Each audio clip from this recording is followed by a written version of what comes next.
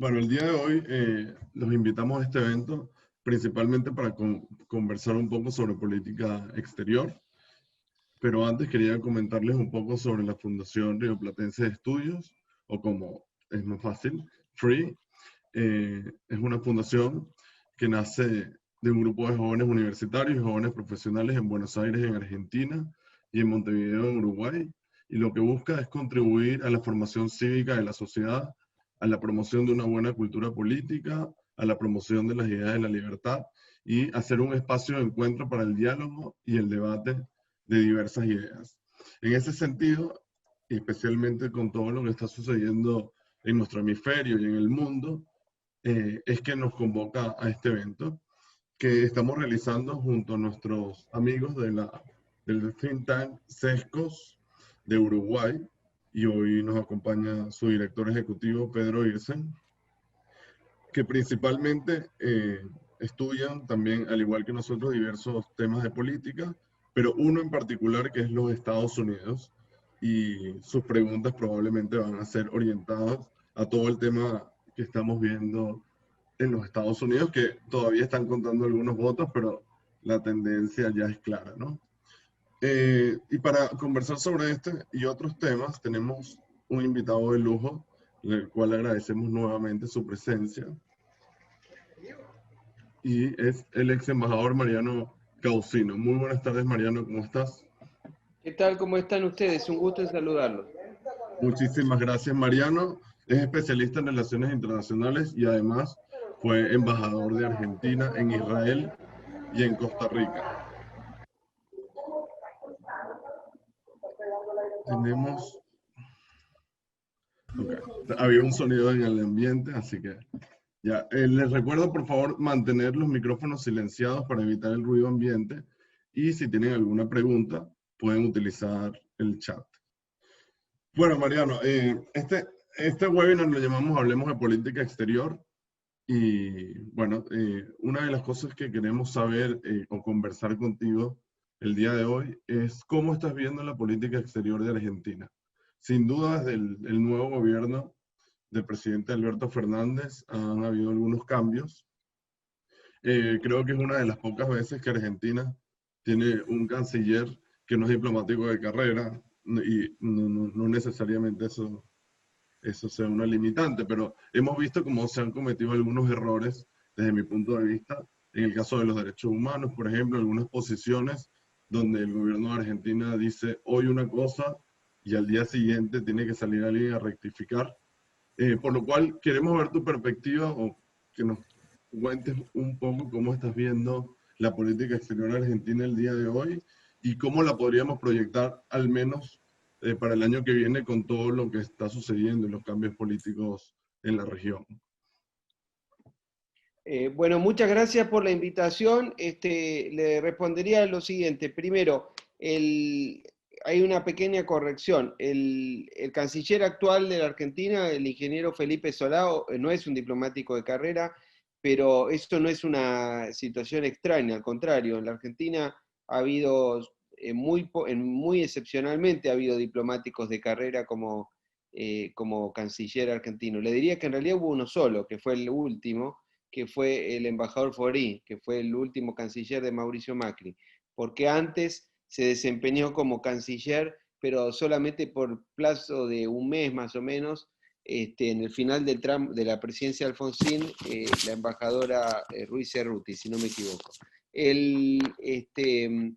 Lo que sí es cierto es que es una persona que no había desempeñado funciones diplomáticas ni que provenía del ámbito de la política internacional. Eso es cierto y eso sí es una situación bastante excepcional. Pero en la política argentina no es habitual que un diplomático de carrera cumpla el rol de ministro de Relaciones Exteriores, como sí es habitual en otros países de Sudamérica. Ahora, también es cierto que que no existía en la Argentina un servicio exterior profesional hasta hace relativamente pocas décadas, de modo tal que es difícil de establecer esa regla. Aclarado eso, lo que sí le diría es que la política exterior del gobierno del presidente Alberto Fernández, que asumió en diciembre del año pasado, es decir, hace casi un año, yo diría que es una política que tiene una caracterización que se podría definir como una suerte de retorno tímido, tal vez, a la de la presidencia de los Kirchner, a las presidencias de Néstor y de Cristina Kirchner. Y es diría una política, una aproximación tímida porque no tiene las características resonantes que adquirió la política exterior argentina en el tramo final de la administración de Cristina Kirchner, pero evidentemente está haciendo una política deliberada de reversión de muchas de las cosas que se habían hecho durante los 4 años de la administración Macri. De modo que entiendo yo que es una suerte de retorno a eso. Si hay más tiempo podemos detallar con respecto a la política latinoamericana, la política con respecto a los Estados Unidos, a Europa y a China, por poner grandes líneas. Sí, en el caso de América Latina, ¿qué le parece a usted? Por ejemplo, estuvimos viendo 2 días atrás cómo el presidente Alberto Fernández despedía al expresidente de Bolivia, Evo Morales, esa relación, especialmente porque el gobierno de Argentina nunca reconoció a la presidenta interina de Bolivia.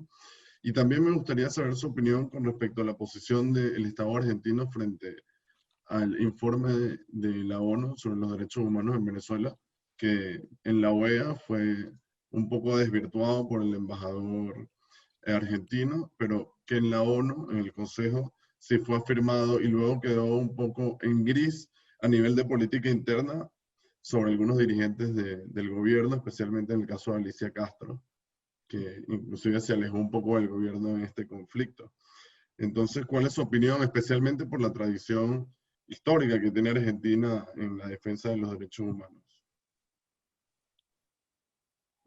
Bueno, le diría más genéricamente que un problema serio que tiene la política exterior del presidente Alberto Fernández es que en líneas generales ha deteriorado todas las relaciones con los países de Sudamérica, empezando por el Brasil y el resto de los países del Mercosur, y que ha hecho una aproximación a la relación de la Argentina con los países de la zona, de la región, a partir de preferencias ideológicas y gustos personales y se ha apartado de criterios de Estado en ese relacionamiento. Esto se expresa de manera muy concreta y muy manifiesta en el caso del Brasil, dado que es nuestro principal vecino y es un país con cuyo gobierno la administración de Alberto Fernández tiene una relación prácticamente congelada en el plano de la presidencia, tiene una relación distante en el plano de los cancilleres y tiene una relación que con un intento, yo entiendo positivo, pero que no alcanza, que es a nivel del embajador designado en el Brasil, que es una persona con intención de tener una buena relación, pero yo le puedo asegurar que habiendo sido embajador, que si usted no tiene un gobierno que lo respalda, un embajador puede tener la mejor voluntad del mundo, pero si su cancillería y su gobierno detrás hace todo lo contrario, no puede hacer nada.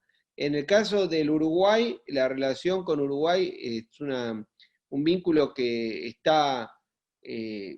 es cordial en cuanto a la comunicación, pero es una comunicación prácticamente inexistente, porque la verdad es que cuando el presidente Luis Lacalle Pou asumió el 1 de marzo de este año, el presidente Alberto Fernández iba a viajar al Uruguay y canceló el viaje a último momento, aduciendo que no podía por problemas de agenda, cuando ustedes saben que de Buenos Aires a Montevideo hay media hora de vuelo y perfectamente podría haberlo hecho. Y esa tarde optó por dejarse fotografiar en un partido de fútbol.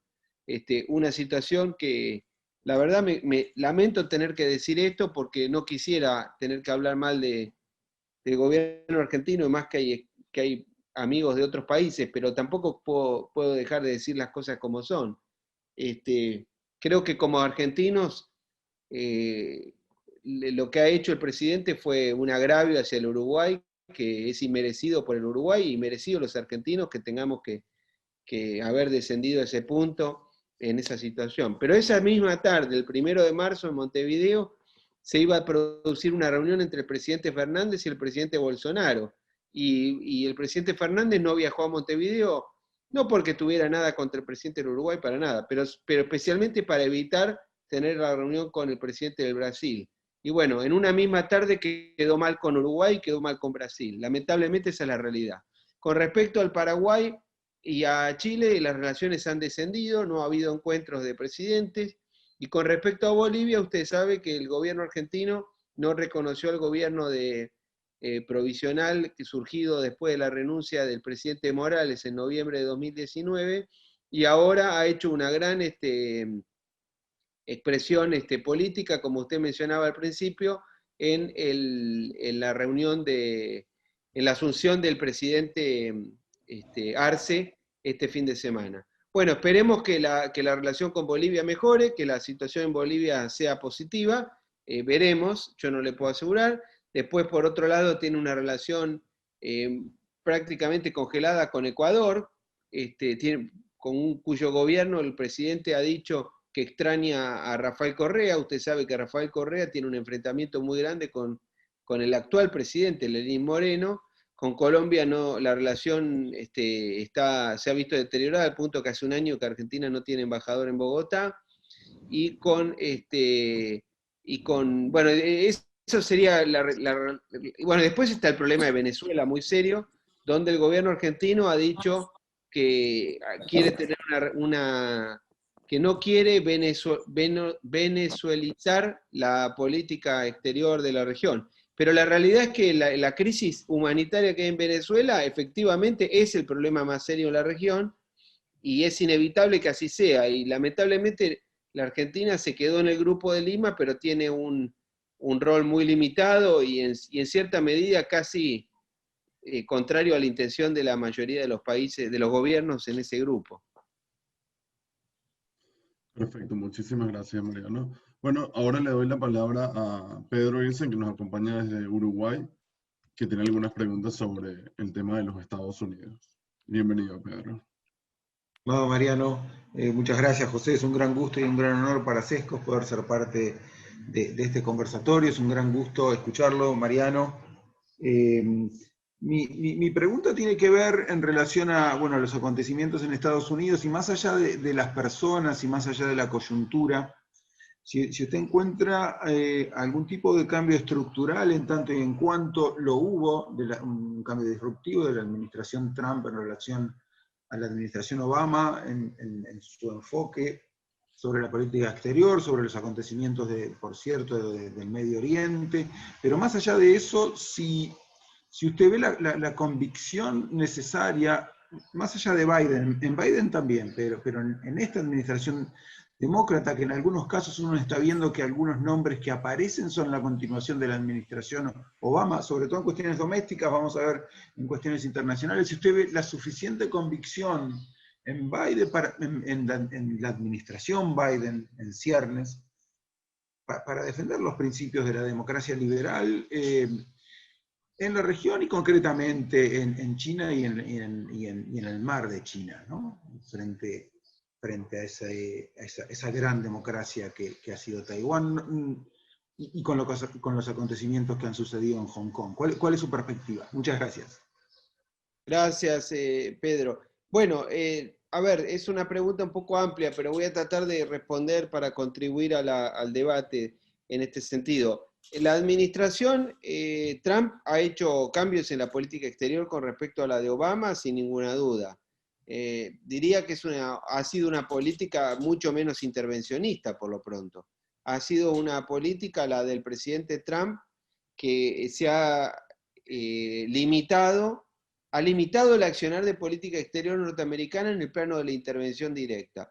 En el entendimiento, creo yo, de que en Estados Unidos, de que la sobreexpansión de la política exterior que se había producido a comienzos de este siglo, en la primera década y media de este siglo, durante la administración Bush hijo y durante la administración Obama, sobre todo al principio, había tenido consecuencias muy negativas. Me refiero básicamente a la guerra de Afganistán, la guerra de Irak, dos intervenciones que tuvieron lugar después de los atentados del 11 de septiembre, y a la política que hizo la Argentina, los Estados Unidos, en relación con la llamada primavera árabe. A su vez, la administración Bush hijo tuvo una agenda que se llamaba la Agenda de Promoción de la Democracia por la Fuerza, y fue tal vez la política exterior más intervencionista de las últimas décadas. En Estados Unidos, la política exterior norteamericana puede dividirse, en realidad no debe dividirse por demócratas y republicanos, sino por gobiernos que tienden más hacia el intervencionismo y gobiernos que tienen una política exterior prudente, limitada y cautelosa. Y hay ejemplos en ambos partidos de presidentes que hicieron una cosa y otra. Por ejemplo, la propia familia Bush, con el mismo equipo no el mismo, pero un equipo de gobierno muy parecido, expresa las dos realidades. La política exterior de George Bush padre, de George H.W. Bush, presidente entre el 89 y el 93, tuvo una actitud frente a Irak diametralmente opuesta a la que tuvo la administración de su hijo, a pesar de que muchos de los colaboradores de su hijo habían pertenecido al gabinete de Bush padre. Ahora, y si nos vamos más atrás, por ejemplo, aunque parezca mentira, en ciertos aspectos el gobierno de Ronald Reagan tuvo una cierta continuidad con el de Carter. Aunque parezca mentira, en materia en su política exterior, de una gran lucha y denuncia contra la Unión Soviética y de promoción de los derechos humanos. Yendo al tema concreto de Trump, yo creo que Trump es un hombre que es difícil hoy hacer un análisis de la presidencia de Trump porque es una presidencia que está terminando ahora en medio de un tumulto, de una situación compleja, porque aparentemente no ha concedido el triunfo de Biden. Digo aparentemente, la elección fue limpia y él dice que no, pero bueno. Pero lo que sí es cierto es que es un final controvertido, porque normalmente no. Los presidentes norteamericanos todos han concedido la victoria a otro contendiente, aun cuando hubiera alguna duda. Por ejemplo, Al Gore concedió la victoria a Bush, Richard Nixon concedió la victoria a Kennedy en 1960, en elecciones que fueron muy ajustadas y que había algunas sospechas y demás, pero sin embargo el sistema requiere que el tema se resuelva rápido y sin duda, y hoy estamos asistiendo a un episodio diferente. Obviamente la gente que es muy crítica de Trump sostiene que es un capricho de este señor, que es un hombre muy particular, muy peculiar. Bueno, no viene al caso que yo me ponga a opinar qué opino de Trump, porque creo que no tiene importancia a los efectos de esta reunión. Pero sí, usted sabe de lo que estoy hablando. Lo que sí creo que se podría decir es que Trump es tal vez un presidente, es de los pocos presidentes que en buena medida ha cumplido con la idea de que se iba a concentrar en la agenda doméstica y que no se iba a meter en nuevas aventuras en el mundo, y en ese sentido lo ha cumplido. La política exterior de Trump, yo diría que con China no ha podido, el dato histórico del ascenso de China no lo pudo revertir Trump y era imposible que lo revirtiera. Ahora, que Trump puso la cuestión de China sobre la mesa, blanco sobre negro, es una realidad, bien o mal, es una realidad que le hubiera tocado a otro presidente y seguramente le va a tocar a Biden. Segundo, Rusia. Con Rusia el problema es que ha surgido es que Trump yo creo que intuitivamente o a partir del asesoramiento de algunas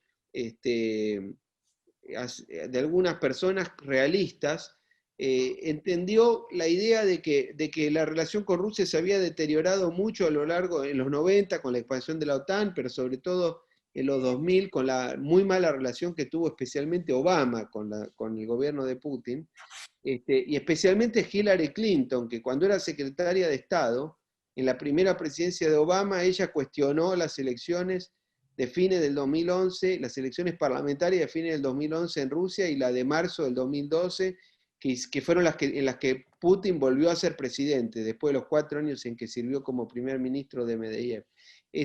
Esa relación se había dañado mucho a partir también de un embajador que tuvo la administración Obama, que se llama Michael McFaul, que si al que le interesa lo puede leer, tiene unos libros muy buenos, pero que son terribles contra el gobierno de Putin. La relación con Trump, yo creo que entendió que tenía que mejorar la relación con Rusia a los efectos de contrabalancear el ascenso de China, en una política parecida a la de Nixon y Kissinger en los 70, pero al revés. Dado que en los 70 la potencia en ascenso era la Unión Soviética, y el acercamiento a China fue ideado y realizado en aquel entonces para contener la expansión soviética. Hoy la potencia en ascenso no es Rusia, sino que es China. Pero esa situación tampoco la pudo concretar, en especial por la histeria que se generó a partir de su elección en el 2016, donde fue acusado de tener una injerencia a Rusia que después no se pudo probar, y bueno, es dudoso si la existió o no, y si existió en la medida en que tuvo realmente incidencia. Con respecto a Europa, evidentemente la administración Trump ha deteriorado las relaciones con Europa. Uno podrá decir que también es parte de culpa de los europeos y del hecho de que Trump ha puesto también blanco sobre negro una realidad objetiva, que es que muchísimos países de Europa no cumplen con la meta del 2% de gasto militar para ser miembros de la OTAN, y Trump ha expresado algo que piensan muchos norteamericanos, que sienten que están hartos de pagar la seguridad de Europa. Eso también es real. Con respecto a Medio Oriente, en Medio Oriente la administración Trump tuvo una política yo diría que de profundizar o acelerar o incentivar una política de largo plazo de los Estados Unidos, que es aquella de tratar de unir una relación que existe en los hechos entre los países sunitas moderados y el Estado de Israel, dado que comparten un enemigo común, que es el régimen islamista de Irán. Porque en Medio Oriente, la clave del conflicto en Medio Oriente, o mejor dicho, en Medio Oriente hay varios conflictos simultáneos, siempre los hubo. Pero el más importante que tiene lugar en Medio Oriente es el conflicto entre sunitas y chiitas, no es el conflicto entre Israel y los países árabes, sino el conflicto suní-shia, que tiene como protagonistas por un lado a Arabia Saudita y por otro lado a Irán y sus aliados. Conflicto en el cual Israel tiene relaciones positivas con los países sunitas, en algunos casos de manera formal y en otros de manera informal o subterránea. Ahora, la administración Trump logró que dos países árabes como Bahrein y Emiratos, y un país con una gran población musulmana y como Sudán, formalizar las relaciones con Israel, lo cual es un triunfo diplomático importante que tuvo la administración. Con respecto a Corea del Norte, la situación es discutible, porque él tuvo creo que 2 reuniones con Kim Jong-un, pero esas 2 reuniones no lograron un avance concreto, aunque él sostiene que es la primera vez que un presidente en ejercicio mantiene reuniones con el líder norcoreano, y Trump, la crítica que se le hace a Trump es que él fue a las 2 reuniones sin tener negociado nada, y en un ejercicio en el cual probablemente él haya sobreestimado su capacidad negociadora, y es acusado de haber tenido una política basada en su narcisismo. Con respecto a la política del TPP, del Transpacífico, él se retiró del Transpacífico. Eso hay gente que dice que fue un error, porque finalmente era una coordinación para contener a China. Es probable que así sea, que haya sido un error. Me olvidé de mencionar una cosa, que es Irán, que es muy importante. Trump sacó a Estados Unidos del acuerdo nuclear iraní, y ese es un gran punto para el futuro, porque Biden era vicepresidente de Obama, y una iniciativa muy importante de Obama que concretó a fin de su mandato en el 2015 fue el acuerdo nuclear iraní alcanzado por las 5 potencias del Consejo de Seguridad más Alemania. Bueno, hay que ver qué hace con eso, porque esa situación puede dañar la relación con Israel, como la dañó con la administración Obama, y el lobby de Israel, de la colectividad judía en Estados Unidos, es muy importante. Bueno, no sé si me estoy olvidando de... Bueno, con Sudamérica, obviamente, Trump tiene una gran relación con Bolsonaro, Yo tiendo a creer que Bolsonaro va a tratar de continuar esa relación. No creo que tire por la borda el esfuerzo que han hecho por mejorar la relación con Estados Unidos. A su vez, Brasil está negociando o ya logró negociar, no lo tengo bien presente en este momento, una calificación de aliado extra-OTAN, al igual que tiene la Argentina desde la administración Clinton y la administración Menem. Y después está el tema Venezuela, donde yo creo que va a haber más continuidad que cambio con respecto a la postura de Estados Unidos frente a Venezuela. Bueno, no sé, me debo haber olvidado algún área del mundo, pero bueno, espero haber podido más o menos responder este tema. Después están los temas del Acuerdo de París, los temas del Comité de Derechos Humanos, bueno, hay otros asuntos. Muchísimas gracias, Mariano. Creo que hiciste una radiografía magistral en 10 minutos. Así que muy bueno. Pedro, ¿tenías alguna pregunta sobre el tema de Medio Oriente adicional o ya ha sido respondida?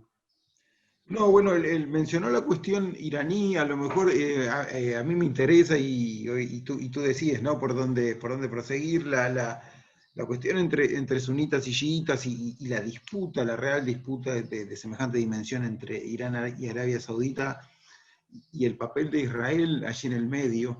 A mí me parecería interesante si se pudiera profundizar un poco, pero ya entiendo que escapa a la cuestión central de ver la política exterior argentina e incluso la propia dinámica y el excepcional desarrollo que ha hecho usted, Mariano, sobre la política exterior americana en la era de Bush, no tiene una relación directa con la política exterior de Argentina. Sin embargo, yo quería en todo caso precisar que más allá de una política exterior menos intervencionista por parte de Trump, sí ha sido la primera administración que de alguna manera se intenta plantar con Pompeo y con otros actores frente a China, independientemente, más allá de la incapacidad de detener lo que pasó en Hong Kong, pero parece ser con la capacidad suficiente y la convicción y vocación de detener lo que podría pasar en Taiwán. Y en ese sentido queda la duda sobre la real capacidad y sobre todo convicción y vocación de la futura administración Biden para contener, independientemente que al final del día no se pueda. Ahí hay una cuestión tanto de una política de convicción y de responsabilidad para las democracias liberales de intentar detener a este fenomenal proceso autoritario capitalista que ha sido tan exitoso y que eventualmente probablemente pueda seguir siéndolo, ¿no? En ese sentido, es una interesante combinación de una administración que se retira de muchos lados, que no interviene en muchos otros, pero que se planta frente a China, independientemente al final del día sea exitoso o no. ¿No le parece este punto o es una cuestión de deseo? No, es un tema, es un gran tema, por supuesto. La rivalidad entre los Estados Unidos y China es un dato objetivo, histórico, es el dato central de este tiempo histórico y frente al cual los actores tienen la posibilidad de operar sobre ese fenómeno, pero en un margen limitado, porque el dato es indudablemente, tiene las características de lo inevitable en cierta manera. ¿Por qué? Porque China es un país de 1.400 millones de habitantes. Es el país más poblado del mundo, bueno, junto con India, ¿no? Pero siempre lo fue, al menos en los últimos, no sé, 800 años, 700 años. Pero en los últimos 200 años, desde la guerra del opio, más o menos, en los últimos 200 años, la economía china se fue disminuyendo en términos relativos frente al resto de los actores del sistema, porque China básicamente no ingresó en la revolución industrial. Entonces, a partir de esa realidad, al no haber ingresado en esa era de modernización acelerada que hubo en Europa Occidental y después en los Estados Unidos y en Japón, por ejemplo, la economía china quedó disminuida al punto tal que aproximadamente en los últimos 150 años, mejor dicho, los últimos 200 años, de 1820 más o menos hasta este siglo, la economía china pasó a representar el 5% de la economía global, cuando hace 200 años era aproximadamente el 30%. Hoy es el 20% más o menos, es equivalente a los Estados Unidos y al de Europa, al de la Unión Europea si se tomara en su conjunto. Lo cual es razonable por la escala de su población. Entonces, el dato del ascenso de China como potencia, primero regional y después con una aspiración de tener un rol global, es perfectamente entendible. Ahora, lo que hay que tener en consideración en este caso es que, a diferencia de los Estados Unidos, que son una potencia, casi un continente en sí mismo, protegido por dos inmensos océanos que lo separan de los peligros en su momento de la política europea y hoy podríamos decir de la asiática, y que tiene dos vecinos muy sencillos como son Canadá en el norte y México en el sur, y que claramente Estados Unidos domina el hemisferio occidental. China, por el contrario, es una potencia que todavía no domina su región del mundo. Es más, el dato clave que hay que tener en cuenta es que Estados Unidos es altamente probable que siga siendo por varias décadas más la única superpotencia que tiene un liderazgo en su región indiscutido. Eso no significa que Estados Unidos siga siendo, que Estados Unidos no esté atravesando un periodo de declinación relativa de su poder, relativa, porque no es que Estados Unidos ha disminuido, lo que ha pasado es que otros actores fueron ascendiendo y entonces el sistema es un sistema que tiende a la multipolaridad.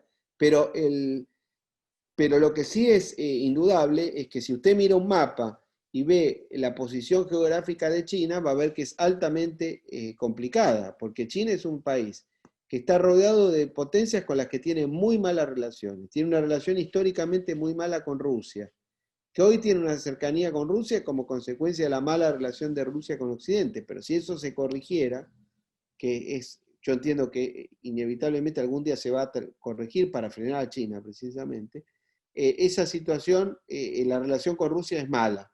Es muy mala la relación con India, es muy mala la relación con Vietnam en el sur, es muy mala la relación prácticamente con todos los países del Asia, con Japón, con Corea del Sur, con Filipinas. Tiene una situación muy problemática en el mar del sur de la China. El mar del sur de la China, se ha dicho, es el equivalente al Caribe para los Estados Unidos. El mar del sur de la China es a China lo que el Caribe fue a los Estados Unidos.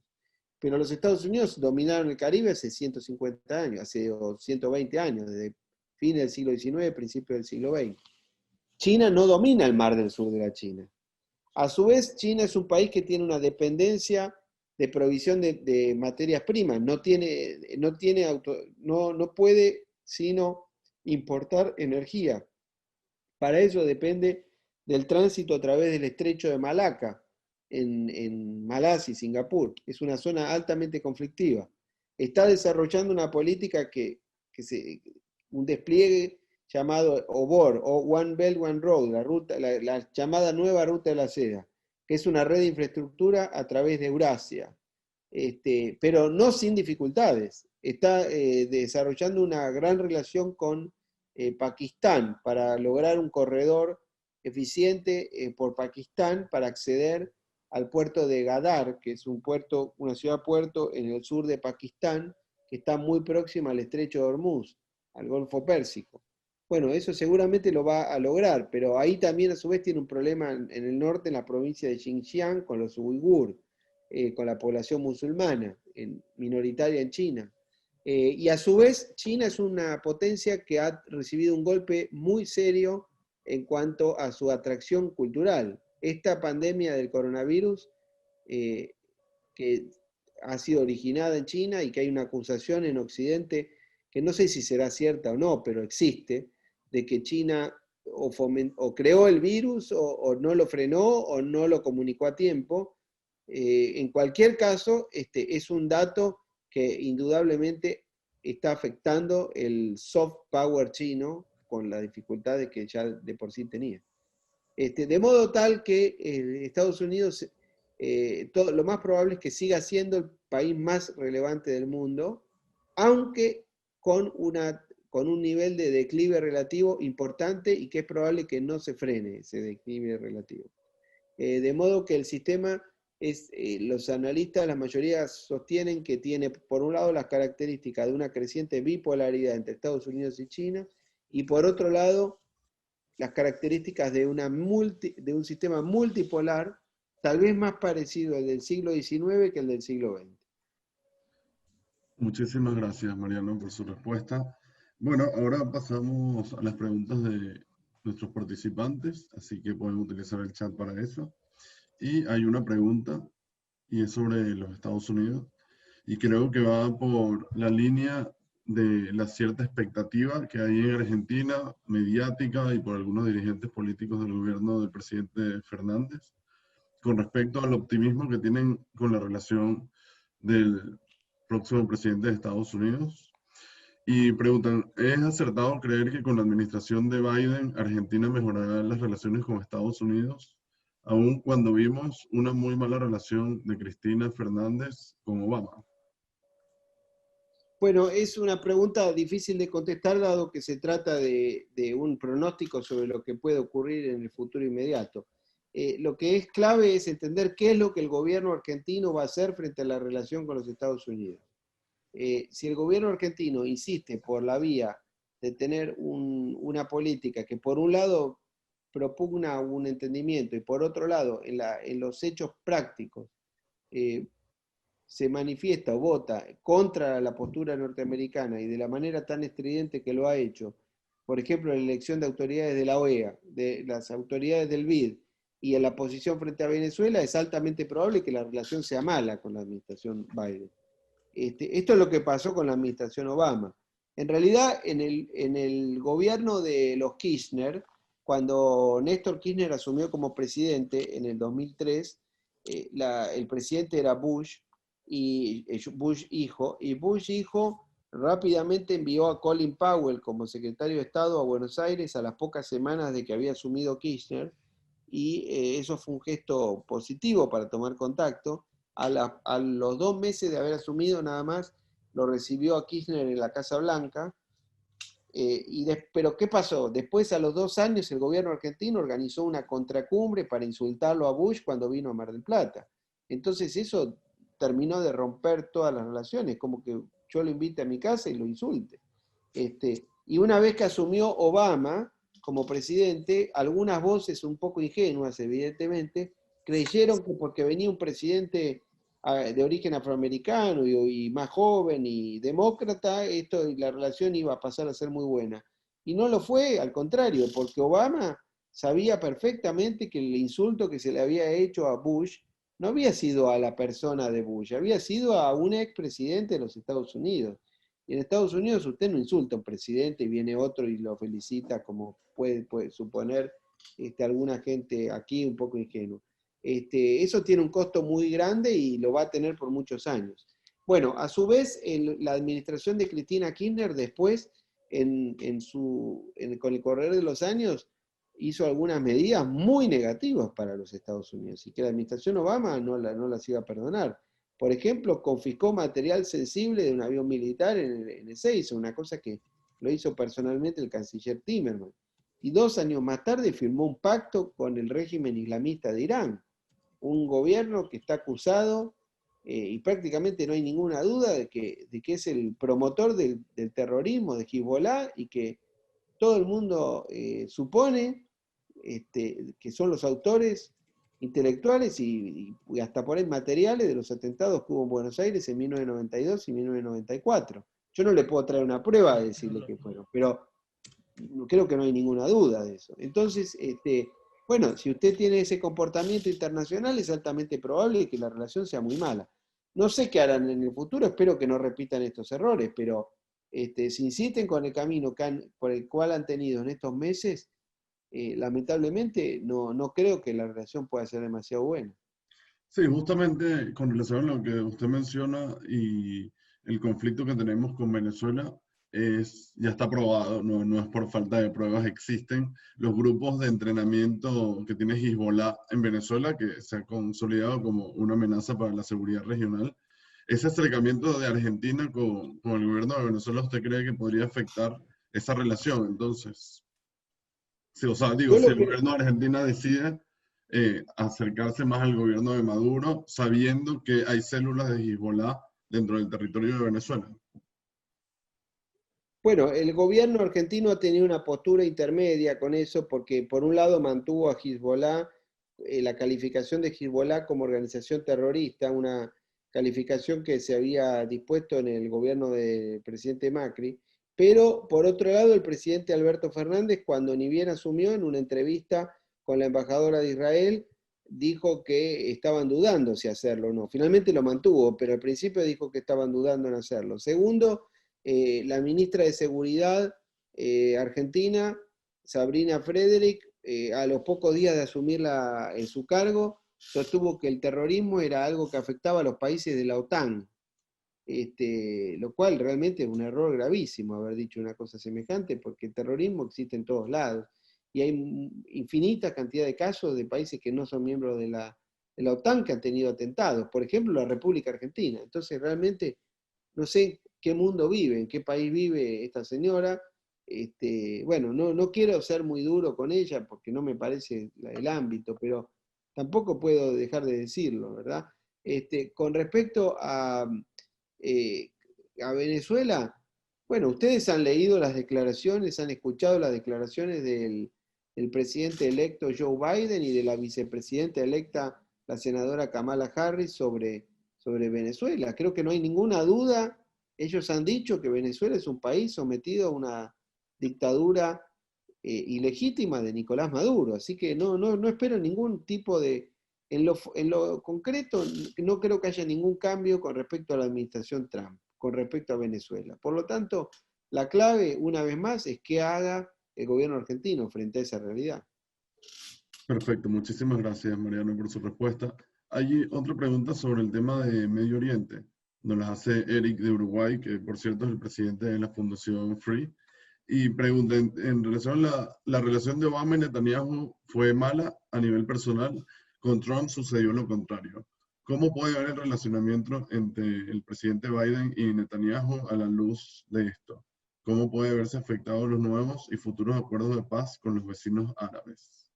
Ya que todos tuvieron su impronta muy personal de Trump para lograrlo. Bueno, el primer ministro Benjamín Netanyahu el día sábado, cuando se confirmó la noticia de que Joe Biden era el presidente electo de los Estados Unidos, emitió dos mensajes de tweet.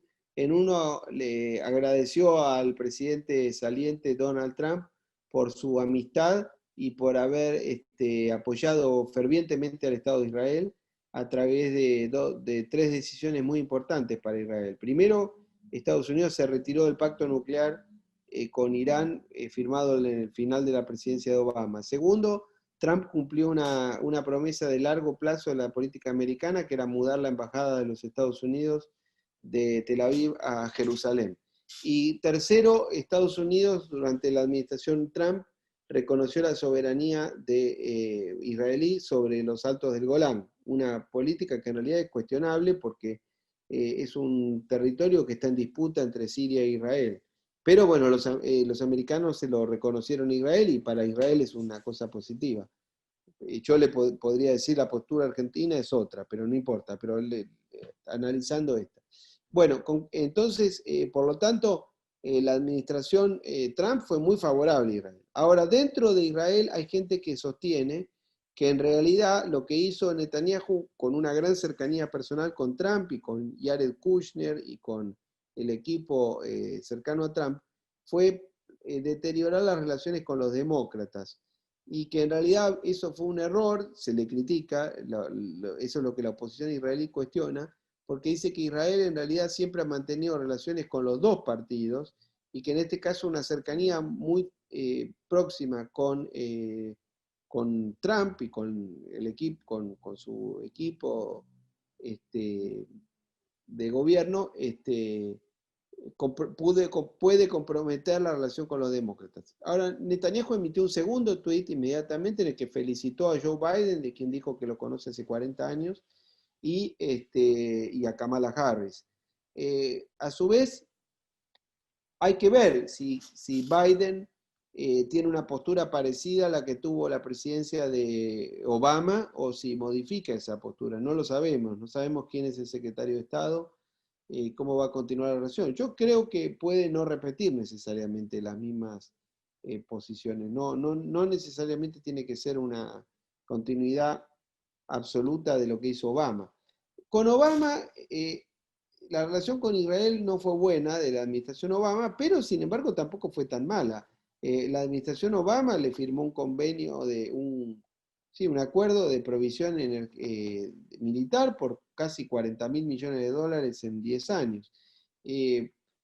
Ahora, ¿qué pasó? La relación de Netanyahu con Obama no era buena y quedó muy dañada cuando Netanyahu, invitado por las autoridades del Congreso de los Estados Unidos, que en ese momento tenían mayoría republicana, viajó a Washington en marzo del 2015 y no fue a la Casa Blanca y dio un discurso ante el Congreso de los Estados Unidos en el cual fue aplaudido a rabiar, en el cual él se expresó muy duramente contra la negociación que estaba haciendo la Casa Blanca con Irán y en el Consejo de Seguridad de las Naciones Unidas para lograr el acuerdo nuclear iraní que se logró 3 meses más tarde. Bueno, esa situación dañó bastante la relación personal entre ambos, porque Netanyahu viajó a Washington, fue al Congreso, habló y no fue a la Casa Blanca. Veremos cómo ocurre durante la administración Biden, no le puedo decir. Muchas gracias, Mariano. Ahora una última pregunta y ya para cerrar, y es específicamente sobre la política exterior de Argentina. Vemos y pareciera que hay como una batalla constante entre el canciller y el presidente contra el secretario general de la Organización de Estados Americanos. Vimos en las elecciones para Secretaría General cómo Argentina junto con México y algunos países menores del Caribe, y digo menores porque son países de muy poca población, obtuvieron 10 votos apoyando a la que era vicepresidenta de Rafael Correa para la Secretaría General, es decir, perdieron, y parece que fue una derrota que todavía no han logrado superar, y constantemente atacan tanto a la OEA como a la persona de la Secretaría General. ¿Cómo podemos visualizar esto ahora en el futuro? Porque inclusive el canciller argentino dijo que por ahí Biden le ajustaban las tuercas, o creo que fue el mismo presidente, Fernández, le ajustaban las tuercas a Almagro para que dejara de poner sus posiciones políticas y se dedicara a llevar la organización adelante. Bueno, entendiendo la importancia de la OEA, ¿no? Tanto en el conflicto de Venezuela como en Nicaragua, como en Cuba, y como foro político regional. Bueno, yo tengo una posición crítica con respecto a esa postura que tiene el gobierno argentino. Yo no lo haría. Pienso que es un error. Yo creo que el secretario general de la OEA ha hecho una tarea importante de denuncia de lo que ocurre en Venezuela y mi impresión es que la OEA en los últimos 5 años ha tenido una actuación más importante que la que tuvo en el periodo anterior, con el secretario general anterior, que en los hechos creo que fue muy condescendiente con el régimen venezolano. Me refiero al periodo del secretario Insulza. general Insulza, sí. Que por supuesto Insulza era un hombre con un gran prestigio y demás, pero no quiero hablar a nivel personal porque realmente no tengo nada ni a favor ni en contra. Pero sí lo que le puedo decir es que durante el periodo anterior a 2015 la OEA no dijo nada con respecto a lo que estaba pasando en Venezuela. Y el secretario general Almagro ha tenido un rol importante, destacado y muy duro contra lo que pasa en Venezuela. De modo que yo creo que si yo estuviera en el gobierno argentino, lo apoyaría, no lo combatería, porque creo que el problema que tenemos, el problema que hay en Venezuela es un drama humanitario. Hay millones de personas desplazadas, hay millones de personas que se han tenido que ir del país, hay presos políticos. El informe de Michelle Bachelet, la alta comisionada de Derechos Humanos de las Naciones Unidas, sostiene la existencia de asesinatos, de ejecuciones, de presos políticos, de torturas, de confiscaciones, de violaciones permanentes a los derechos humanos, violación de la libertad de expresión, violación al derecho de propiedad, violación al derecho de circulación. problemas que se han aumentado con la excusa de la lucha contra la pandemia. Entonces, no sé qué más hace falta para decirlo. No entiendo cómo un gobierno como el gobierno argentino, que ha tenido un rol de hablar tanto de la lucha contra la dictadura de los años 70, avala una situación como esta en el año 2020. Me parece inexplicable, injustificable, intolerable. Pero bueno, yo no estoy en el gobierno, mi postura es esa, ellos tendrán otra. El canciller hace 2 o 3 días, el canciller argentino, tuvo una frase, yo creo que muy poco feliz con respecto a ese tema.